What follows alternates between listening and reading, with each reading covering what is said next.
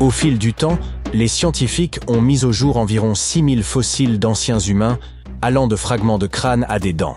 Pour certains, l'identification ne posait aucune difficulté. Les chercheurs pouvaient immédiatement les rattacher, par exemple, aux Néandertaliens. Toutefois, pour d'autres spécimens, la classification s'avérait plus complexe. Certains fossiles ne correspondaient à aucune catégorie établie. Mais alors, quelles sont précisément les grandes lignées humaines préhistoriques que nous connaissons aujourd'hui? Jusqu'à récemment, on distinguait 8 espèces humaines primitives. Parmi elles figure Homo habilis, dont le nom signifie « l'homme habile ». Vous vous rappelez sans doute que « homo » signifie « humain » en latin. Ces individus ressemblaient encore à des primates, mais ont marqué une étape essentielle dans notre évolution. Ils furent les premiers à façonner des outils en pierre, ce qui leur permit d'accomplir certaines tâches, notamment la découpe des carcasses. Vient ensuite Homo rudolfensis. De plus grande taille qu'Homo habilis, il possédait un cerveau plus développé, bien qu'il restât éloigné des humains modernes. Par exemple, même si sa structure cérébrale gagnait en complexité, il est peu probable qu'il ait été capable d'une quelconque forme de langage articulé à proprement parler. Puis apparut Homo erectus, premier à adopter une démarche entièrement bipède, suivi par Homo antecessor, considéré comme le dernier ancêtre commun entre l'homme moderne et les Néandertaliens, aux côtés de plusieurs autres espèces du genre Homo, telles que Homo heidelbergensis et Homo floresiensis. L'histoire des énigmatiques Denisoviens demeure encore incomplète. De même, nos connaissances sur l'Homo naledi restent limitées, puisqu'il n'a été découvert qu'en 2013, devenant ainsi la 8e espèce répertoriée. Fait notable, Naledi signifie « étoile » en Sotho, un nom choisi en raison du site où il a été mis au jour, les grottes de Rising Star. Les scientifiques ont été déconcertés par cette découverte. Tout portait à croire que ces fossiles remontaient à environ 2 millions d'années. Mais après des analyses approfondies, il s'est avéré que l'espèce Naledi était en réalité bien plus récente, son âge étant estimé entre 236 000 et 335 000 ans. Leurs mains semblaient adaptées à la fabrication d'outils, mais aucun vestige de ce type n'a été retrouvé. En somme, il s'agit d'une espèce intrigante dont nous avons encore beaucoup à apprendre.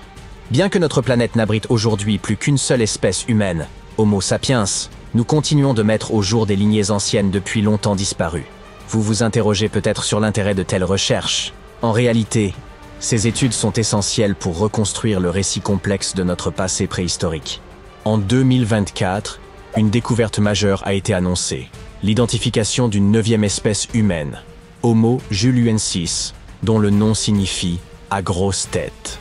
Les chercheurs avancent que ces individus chassaient les chevaux sauvages, fabriquaient des outils de pierre et travaillaient les peaux de bêtes afin de survivre aux rigueurs hivernales. Un scientifique de l'université d'Hawaï a précisé que cette découverte potentielle est survenue alors que son équipe développait une nouvelle approche pour classer les fossiles. Fait notable, l'un des représentants possibles d'Homo juluensis n'est pas totalement inconnu des chercheurs. Les Denisoviens, identifiés pour la première fois en 2010 grâce à l'analyse ADN d'un fragment osseux découvert en Sibérie, n'ont pas encore été officiellement reconnus comme une espèce distincte. Certains spécialistes suggèrent qu'ils pourraient en réalité appartenir à ce groupe nouvellement décrit. Ces individus, à grosse tête, pourraient ainsi contribuer à lever le voile sur l'énigme des fossiles hominidés de Xujiayao, dont les traits hybrides mêlant caractéristiques de l'Homo erectus et de l'Homo sapiens intriguent les scientifiques. Voyez-vous, il est parfois difficile de nommer une réalité quand on ne sait même pas à quoi elle ressemble. Vous voyez où je veux en venir?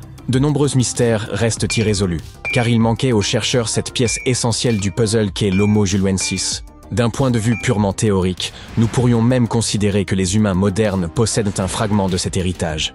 Vous en doutez? Regardez plutôt ceci. 2 éléments clés doivent être pris en compte dans cette équation. Premièrement, il y a les Denisoviens, que certains chercheurs suggèrent d'assimiler à l'Homo juluensis dans une perspective scientifique. Certes, cette hypothèse demeure spéculative, mais admettons-la provisoirement et considérons-la comme un fait, ne serait-ce que pour la suite du raisonnement. Deuxièmement, il convient de noter que les Denisoviens se sont métissés avec les ancêtres des Mélanésiens actuels. Ces populations, établies de la Nouvelle-Guinée aux îles Fidji, possèdent entre 4% et 6% d'ADN d'origine dénisovienne. Vous ne portez peut-être pas ces gènes en vous, à moins d'avoir fait un test, bien entendu. Mais l'élément essentiel à retenir est que certains humains modernes partagent bel et bien un héritage génétique avec les Denisoviens ou l'Homo juliensis, ou la famille des grosses têtes, si vous préférez. Maintenant que tout cela paraît plus tangible, examinons étape par étape comment cela s'est produit. Les chercheurs ont identifié ces anciens humains, appelés Denisoviens, à partir de vestiges squelettiques découverts en Sibérie. Ces populations ont coexisté avec les humains modernes et se sont hybridées avec eux, ajoutant une nouvelle dimension à notre compréhension de l'évolution humaine. Baptisés d'après les grottes sibériennes où leurs fossiles ont été mis au jour, les Denisoviens auraient parcouru de vastes territoires à travers l'Eurasie. Les indices archéologiques suggèrent que l'homme de Denisova a cohabité avec l'homme de Néandertal et interagi avec les premiers Homo sapiens il y a probablement un peu plus de 50 000 ans. Une équipe scientifique est parvenue à séquencer intégralement leur génome en analysant l'ADN nucléaire extrait du fragment osseux d'un doigt. Cette découverte met en évidence l'existence d'au moins 4 groupes humains distincts à l'époque où les Homo sapiens anatomiquement modernes ont entamé leur migration hors d'Afrique. Aux côtés des humains modernes et des Néandertaliens, il faut désormais compter les Denisoviens ainsi qu'une autre petite espèce humaine d'Indonésie, souvent surnommée le Hobbit, dans notre récit évolutif. Une question demeure. Pourquoi retrouve-t-on des gènes dénisoviens principalement chez les Mélanésiens modernes, alors qu'ils sont absents des autres populations eurasiatiques? Vous vous souvenez de ces 4 à 6%? Une hypothèse avance que les contacts entre les Denisoviens et les premiers Homo sapiens furent limités et de courte durée, notamment lorsque ces derniers traversèrent l'Asie du Sud-Est en direction de la Mélanésie. Les scientifiques avancent que seule une poignée de Denisoviens aurait pu se mêler à un groupe plus vaste d'humains modernes. Cette hypothèse pourrait expliquer comment les gènes dénisoviens se sont intégrés à notre patrimoine génétique, malgré la rareté présumée de ces rencontres. Bref, plus les chercheurs creusent dans notre passé, plus ils mettent au jour des découvertes fascinantes sur nos ancêtres. Prenez les Néandertaliens, par exemple. Saviez-vous qu'ils étaient à l'origine de la toute première œuvre d'art jamais réalisée? En effet, une étude menée en 2018 sur l'art pariétal en Espagne a révélé ce qui est aujourd'hui considéré comme l'une des plus anciennes créations artistiques connues. On pensait autrefois que les Néandertaliens ne possédaient pas les capacités cognitives nécessaires pour l'art, mais il s'avère qu'ils en étaient en réalité des pionniers. Non seulement ils ont produit des œuvres, mais ils semblent aussi avoir inventé les hashtags plusieurs millénaires avant Chris Messina en 2007. Bon, j'exagère un peu, mais vous comprendrez bientôt pourquoi on parle ici de hashtag. Les peintures découvertes dans plusieurs grottes d'Espagne comprennent des pochoirs de main, un motif en forme d'échelle et divers autres tracés. Jusqu'à récemment, on attribuait ces œuvres aux premiers humains modernes, mais de nouvelles analyses suggèrent qu'elles sont bien plus anciennes qu'on ne le pensait. Plus marquant encore, la plus ancienne œuvre néandertalienne reconnue, qui évoque un hashtag, a été mise au jour à Gibraltar en 2014.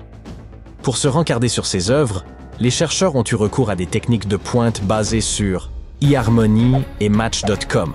Oups, pas ce type de rencard. En réalité, ils ont utilisé des radioisotopes d'uranium et de thorium au lieu de la traditionnelle méthode de datation au carbone. Une fois les analyses terminées, les résultats ont confirmé que ces peintures avaient environ 65 000 ans, soit 15 000 de plus que les plus anciennes œuvres connues jusqu'alors en Indonésie. À cette époque, la seule espèce présente était celle des Néandertaliens, ce qui ne laisse guère de doute quant à leur rôle dans ces créations. Les humains modernes ne sont arrivés en Espagne qu'environ 23 000 ans plus tard, un sacré détour, ce qui les exclut d'emblée comme créateurs du fameux hashtag. Le pochoir de main semble avoir été réalisé volontairement, l'artiste ayant préparé le pigment avant de l'appliquer sur sa propre main. Par ailleurs, les grottes renferment aussi une collection de coquillages peints, dont l'âge stupéfiant est estimé à 115 000 ans. Certains ont même été percés, laissant penser qu'ils servaient peut-être de parure. D'après certains spécialistes, le fait que les Néandertaliens aient réalisé des productions artistiques laisse entendre qu'ils possédaient peut-être aussi une forme de langage oral. Peut-être serait-il temps de reconnaître pleinement leur place dans notre lignée. Après tout, eux aussi étaient humains, simplement une autre branche de notre arbre généalogique. Bien que ces découvertes soient fascinantes, les experts restent prudents face aux nouvelles techniques de datation, estimant qu'elles ne sont pas encore totalement convaincantes. Et vous, qu'en pensez-vous? Partagez vos réflexions dans les commentaires.